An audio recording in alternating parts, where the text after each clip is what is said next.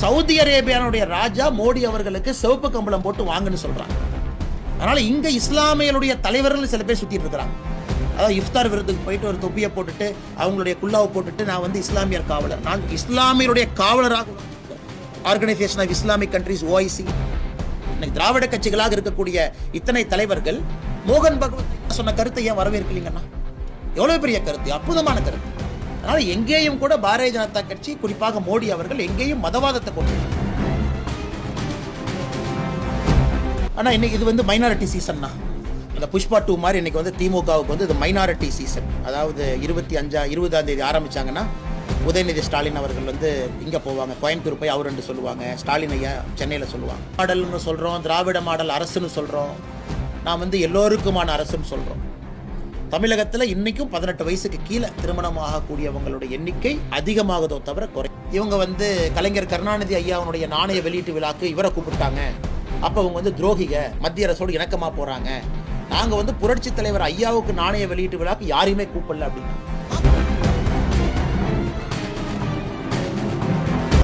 குவைத்தில் எந்த ரிலீஜன் இருக்காங்கன்னா, எந்த ஹிந்து 100% இருக்கக்கூடிய குவைத் நாட்டில் பிரதமர் மோடி அவர்களுக்கு புகழாரம் கொடுக்கல. நான் ஹிந்துஸ் இருக்கிற நாட்டில் ஹையஸ்ட் ஹானர் கொடுக்குறாங்க. எல்லா முஸ்லீம் கண்ட்ரியில், ஹையஸ்ட் முஸ்லீம் கண்ட்ரியில் மோடியை ஹானர் கொடுக்குறாங்க. ஸோ உலகத்தில் இருக்கக்கூடிய அண்ணா இன்னைக்கு நாம சொல்றோங்கண்ணா, நாங்கள் வந்து இஸ்லாமிய காவலர்னு சொல்லலாம். இஸ்லாமியர்களுடைய காவலர்களாக இருப்பது சவுதி அரேபியா, ஒரு காலத்தில் டர்க்கி. ஏன்னா மெக்கா மெதினா யார் கையில் இருக்கோ அவங்க தான் கண்ட்ரோல் பண்ணுறாங்க, அவங்க தான் கஸ்டோடியன்ஸ். சவுதி அரேபியாவுடைய ராஜா மோடி அவர்களுக்கு சிவப்பு கம்பளம் போட்டு வாங்குன்னு சொல்றாங்க.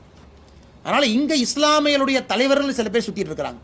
அதாவது இஃப்தார் விருதுக்கு போயிட்டு ஒரு தொப்பியை போட்டுட்டு அவங்களுடைய குல்லாவை போட்டுட்டு நான் வந்து இஸ்லாமியர் காவலர், நான் இஸ்லாமியருடைய காவலராக உலகத்தில் organization of Islamic countries OIC, Saudi Arabia custodians of Mecca and Medina, அவர்கள் எல்லோருமே மோடி அவர்களை உலகத் தலைவராக சிவப்பு கம்பளம் போட்டு வரவேற்கும் பொழுது, இன்னைக்கு கிணத்து தவளையை போல தமிழ்நாட்டில் சில பேர் என்ன சொல்றாங்கன்னா, பாரதிய ஜனதா கட்சி இஸ்லாம் மதத்துக்கு எதிரி, பாரதிய ஜனதா கட்சி இந்த மதத்துக்கு எதிரின்னு.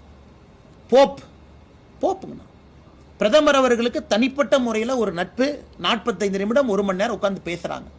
எங்கேயுமே யாருமே நம்ம கிரிட்டிசிசம் பண்றதுனால வாக்கு அரசியலுக்காக தமிழகத்தில் சில பேர் சொல்றாங்க. அது மக்களும் கூடிய விரைவில் புரிஞ்சுக்குவாங்கன்னா, புரட்சி தலைவரை விரும்புறவங்க அதிமுக தான் இருக்கணும்னு அவசியம் இல்லை இல்லைங்கண்ணா. பிஜேபியில் எத்தனையோ பேர் இருக்கிறாங்க, திமுகலையும் இருக்கிறாங்க, எல்லா கட்சியிலும் இருக்கிறாங்க. அதனால் நான் சொல்வது, ஒரு பாரத் ரத்னா ஐயாவை நீங்களையும் அடைச்சி வைக்கிறீங்கன்னு தான் நான் கேட்கிறேன். எங்கள் சொத்துன்னு ஏன் நினைக்கிறீங்க? மக்கள் சொத்துன்னு நான் சொல்றேங்கண்ணா. அதனால் இன்னைக்கு அதிமுக காரங்க சொன்னது நான் சொன்னா கூடங்கண்ணா, எத்தனையோ கட்சி நண்பர்கள் இருப்பாங்கண்ணா, திமுக இருக்கவங்களும் புரட்சி தலைவருடைய ஃபேன் இல்லை நீங்க சொல்றீங்களாண்ணா. அதனால் இது ஒப்பீட்டில் என்ன தவறுன்னு தான் நான் கேட்குறேங்கண்ணா. ஒப்பீட்டில் என்ன தவறு? இருவரும் ஒரு பாதையில் வந்திருக்கிறாங்க, மக்களுக்காக வாழ்ந்தவர்கள், பணத்திலிருந்து இன்டெகிரிட்டியிலிருந்து. இதில் நீங்கள் சொல்லுங்கன்னா உங்கள் கருத்தை நான் ஏற்றுக்கிறேங்கண்ணா. ஆனால் அந்த பார்வையை தவறுங்கிறத ஆர்கியூமெண்ட்டுங்கண்ணா. அந்த பார்வையே தவறுங்கிறது நம்முடைய மோகன் பகவத் RSSனுடைய தலைவராக இருக்கிறவங்க 3 நாட்களுக்கு முன்பு ஒரு முக்கியமான கருத்து சொல்லியிருக்காங்க. நாங்கள் எல்லோரும் அதை வரவேற்கிறோம். அந்த கருத்து நான் வந்து பலகாலமாக சொல்லிட்டு இருக்கேன். என்ன கருத்து சொன்னாங்கன்னா, அதாவது ராம் டெம்பிள், ராம் கோவிலை கட்டி முடிச்சாச்சு, அது முடிஞ்சது. அதன் பிறகு புதிதாக ஒரு பிரச்சனையை உருவாக்குவது எல்லாம் தவறுங்கன்னு சொன்னாங்க. இன்னைக்கு இந்தியாவில் வந்து மெஜாரிட்டி இந்துஸ் இருக்கிறாங்க. புதிதாக ஒரு பிரச்சனையை கிளப்பாதீங்க, புதிதாக ஒரு பிரச்சனையை கிளப்புறதை அவாய்ட் பண்ணணும் அப்படின்னு இன்னைக்கு RSSனுடைய தலைவர் அந்த கருத்து சொல்றாங்க. இன்னைக்கு சில பேர் பிரச்சனை கிளப்பத்தான் செய்றாங்க இல்லையா, நான் சொல்லிங்கண்ணா. ஒரு சாமானிய மனிதன், தனிப்பட்ட ஒரு மனிதன் என்ன வேணாலும் பண்றான்.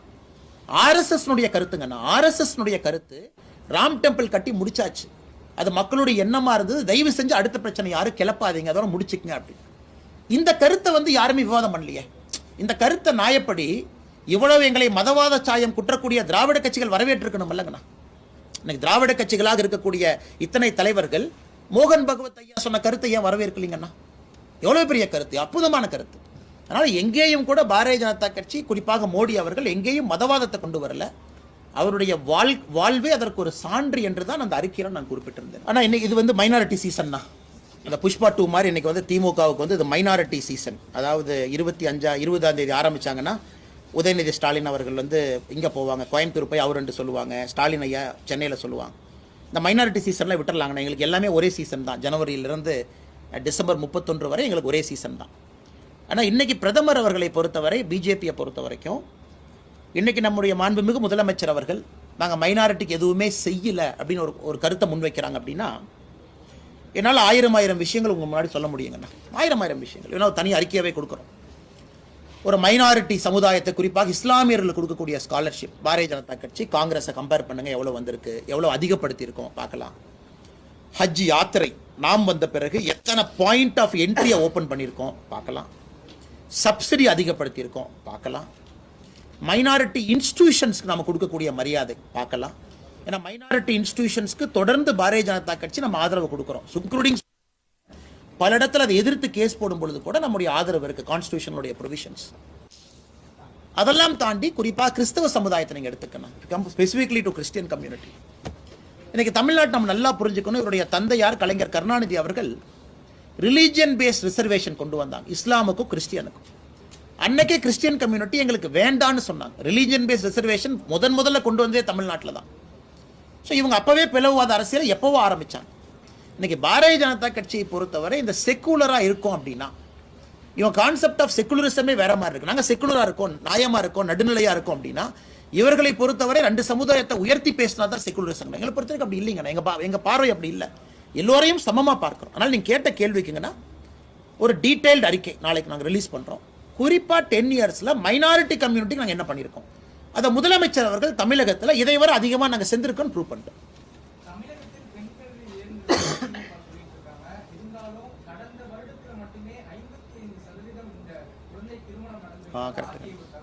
உண்மை. அதிர்ச்சியான ஒரு தகவல், குறிப்பாக 2023-24 குழந்தை திருமணம் வந்து தமிழகத்தில் 50% மேலே ஒரே ஆண்டில் 1300 சில நம்பர்ஸ் இன்னைக்கு இருக்குங்கண்ணா. அதுவும் சில மாவட்டத்தில். அதனால் இன்னைக்கு வந்து நம்ம திராவிட மாடல்னு சொல்கிறோம், திராவிட மாடல் அரசுன்னு சொல்கிறோம், நான் வந்து எல்லோருக்குமான அரசுன்னு சொல்கிறோம். தமிழகத்தில் இன்றைக்கும் 18 வயசுக்கு கீழே திருமணம் ஆகக்கூடியவங்களுடைய எண்ணிக்கை அதிகமாகதோ தவிர குறையில்லை. ஆய்வறிக்கை சொல்லியிருக்கு. இரட்டை டம்ளர் முறை குறைஞ்சிருக்கா? இல்லை. இந்த மாதிரி குறிப்பாக எந்த இண்டிகேட்டர்லையுமே அவங்க பெர்ஃபார்மன்ஸ் இல்லைங்க, நான் காட்டவே மாட்டாங்க. அவங்க இந்த முக்கியமான இண்டிகேட்டரில் எந்த பெர்ஃபார்மன்ஸுமே இல்லாமல் திராவிட மாடல் அரசுன்னு எதை சொல்கிறாங்கன்னு யாருக்குமே தெரியல. அதனால் இது கண்டிக்கத்தக்கது மட்டுமல்ல, ஒரு மாவட்டத்திலையும் சைல்டு மேரேஜ் ப்ரிவென்ஷனுக்கு ஒரு ஆஃபீஸரே நம்ம வச்சுருக்கோம். தமிழ்நாடு அரசில் ஒரு அதிகாரி இருக்காங்க. அந்த அதிகாரி என்ன பண்ணிட்டு இருக்கிறாங்க, இதெல்லாம் முதலமைச்சர் ரிவ்யூ பண்ணுறாங்களா? அதுவும் பொருளாதாரம் உயர ஒரு மாநிலத்தினுடைய நிதி பொருளாதாரம் உயர குழந்தை திருமணம்ங்கிறது கீழே வரணும். இது வந்து ஒரு ஆய்வு சொல்லுது. ஆனால் தமிழகத்தில் ஒரு பக்கம் பொருளாதாரம் உயருங்கிறீங்க, ஒரு பக்கம் ஏன் குழந்தை திருமணம் அதிகமாகுது? அதனால் அது அரசுக்கும் நாங்கள் வைக்கக்கூடிய கேள்விகள். நீங்கள் உங்களுடைய பேசிக் அடிப்படை பணியை நீங்கள் செய்யாமல் இருக்கிறீங்க அப்படிங்கிறது தான் எங்களுடைய கேள்விங்க. அச்சம் நான் பார்க்கலைங்க ஐயா. நான் சொல்கிறது ஏற்கனவே நான் சொன்னேன். நாங்கள் பாருங்க, இவங்க வந்து கலைஞர் கருணாநிதி ஐயாவுடைய நாணய வெளியீட்டு விழாக்கு இவரை கூப்பிட்டாங்க, அப்போ அவங்க வந்து துரோகிக, மத்திய அரசோடு இணக்கமாக போகிறாங்க. நாங்கள் வந்து புரட்சி தலைவர் ஐயாவுக்கு நாணய வெளியீட்டு விழாக்கு யாரையுமே கூப்பிடல அப்படின்னா, நான் சொன்னது நீங்கள் கூப்பிட்டுருக்கணும். நீங்கள் புரட்சி தலைவர் ஐயாவுடைய நாணய வெளியீட்டு விழாக்கு பிரதமர் வந்திருந்தாங்கன்னா அது காஷ்மீரில் நியூஸ், நாகாலாண்டில் நியூஸ், அஸ்ஸாமில் நியூஸ். ஆனால் நீங்கள் வந்து பிரதமரை கூப்பிடாததோ ஒரு முக்கியமான தலைவரை கூப்பிடாததோ உங்கள் பிரச்சனை. நாங்கள் திரும்ப சொல்கிறது, புரட்சி தலைவருடைய பெருமை இந்தியா முழுவதும் செல்லணும். நீங்கள் ஏன் அவரை குறுகிய வட்டத்தில் அடைக்கிறீங்க அப்படிங்கிறது என்னுடைய கேள்வி. என்னுடைய அறிக்கையும் கூட மோடி ஐயாவையும் எம்ஜிஆர் ஐயாவையும் இருக்கக்கூடிய ஒற்றுமையை கம்பேர் பண்ணி சொல்கிறோம். அது எதற்கு சில பேருக்கு அது இன்செக்யூராக இருக்க போதுங்கன்னா, அவங்க பாராட்டணும், அவங்களுடைய சித்தாந்தத்திற்கு அது வலு சேர்க்குது, அவர்கள் கொண்டாடக்கூடிய தலைவருக்கு வலு சேர்க்குதுன்னு தானே அவங்க பார்க்கணுங்கண்ணா. அண்ணா இது வந்து உங்களுக்கு தெரியும், இது நீண்ட நாட்களாக பாட்டாளி மக்கள் கட்சியினுடைய கோரிக்கை உள்ளொதுக்கீடு, ப்ரொபோஷனல் ரெப்ரசன்டேஷன். இப்போ அந்த ப்ரொபோஷனல் 15% என்கின்ற கருத்தை முன் வச்சிருக்கிறாங்க. இதற்கு முன்பு இருந்த அதிமுக அரசு வந்து 10% அப்படின்னு அவங்க சொன்னாங்க. இன்னைக்கு இந்த ப்ரொபோஷனல் ரெப்ரசன்டேஷன் என்ன அப்படிங்கிறது எல்லோருக்கும் இருக்கக்கூடிய ஒரு குழப்பம். பாரதிய ஜனதா கட்சி எங்களை பொறுத்தவரை எல்லா சமுதாயமும் நன்றாக இருக்க வேண்டும், ப்ரொபோஷனலாக அவர்களுக்கான அதிகாரம் கிடைக்கணும் அப்படிங்கிறது எங்களுடைய விருப்பங்கள். இன்னைக்கு இந்த பிரச்சனையை உருவாக்கி இருப்பது யாருன்னு பாருங்க. இதற்கு முந்தைய அரசாங்கம் வந்து குலசேகர கமிஷனை வந்து அமைச்சிருக்கிறாங்க. திமுக அரசு வந்த பொழுது அவங்க கேட்டது வெறும் 6 மாதம் எக்ஸ்டென்ஷன். இவங்க 6 மாதம் எக்ஸ்டென்ஷன் கொடுத்துருந்தாங்கன்னா இன்னைக்கு நம்ம கையில் தமிழ்நாட்டினுடைய காஸ்ட் சர்வே நம்ம கையில் இருக்கும். ஸோ எல்லா சமுதாயமும் என்னென்ன இருக்காங்கன்னா எல்லோரும் என்ன கேட்குறாங்க, we can go towards it. ஆனால் இன்னைக்கு நீங்கள் குலசேகரன் கமிஷனுடைய எக்ஸ்டென்ஷன் 6 மாதம் கொடுக்கல. ஸோ இன்னைக்கு அந்த ரிப்போர்ட்டு நம்ம கையில் இல்லை. ஆனால் எங்களை பொறுத்தவரை தமிழகத்தில் எல்லா சமுதாயத்துக்கும் ஒரு ப்ரொபோஷனல் ரெப்ரசன்டேஷன் ஈக்குவலண்ட்டாக இருக்கணும்னு நினைக்கிறோங்கன்னா அதற்கு முதலமைச்சர் நடவடிக்கை எடுக்க வேண்டும் என்பது எங்களுடைய கருத்து. 15, 14, 16, 17 எல்லா சமுதாயம் உட்பட. பட் நீங்கள் நம்பர்ஸ் இல்லாமல் எந்த பேசிஸில் வந்து ஒரு முதலமைச்சர் இன்னைக்கு ஒரு விஷயத்தை கையில் எடுக்க முடியும்? ஏன்னா அதை அவாய்ட் பண்ணுறக்காக இவங்களும் அதுக்கு போகிறதில்ல. கேட்டால் மத்திய அரசு காஸ்ட் சென்சஸ் எடுக்கட்டும், நாங்கள் எதுக்கு மாநில அரசு எடுக்கணும் அப்படின்னு.